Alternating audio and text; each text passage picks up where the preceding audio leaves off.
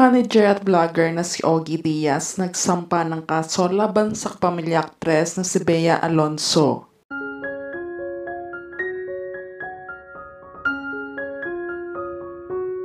Nitong June 19, 2024 sa YouTube channel ni Ogie Diaz na may pinamagatang Showbiz Update Live.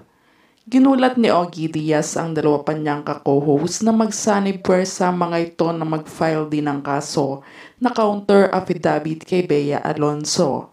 Bilang sagot umano nila sa isinampa ni Bea kamakailan na cyber label sa manager at vlogger na ito matapos ipagkalat ang issue mula sa naging blind item na hiwalayan nila ni Dominic Roque.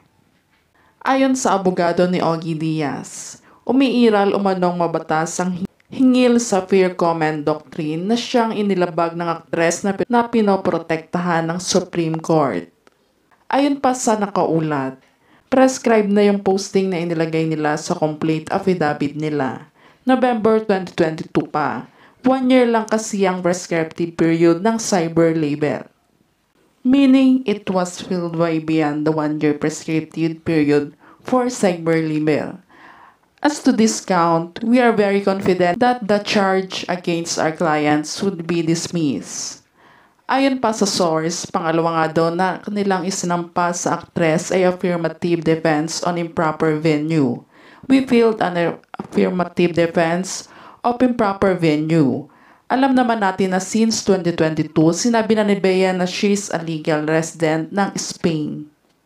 Ngunit sa kabila naman ito, persahan umanong nireklamo ng komedyante at co-host na si Mama Loy o mas kilala bilang Loy Villarama si Bea Alonzo laban sa kanyang kasong perjury.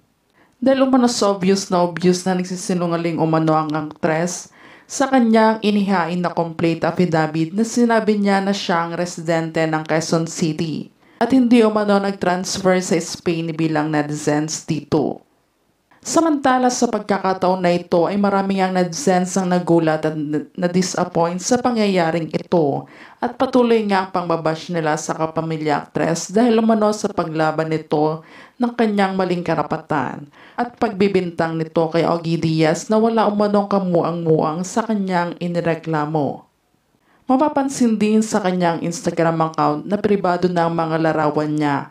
At maging sa social media post nga niya ay limitado at pribado na din lahat ng kanyang inireklamo noon sa manager at showbiz columnist na ito.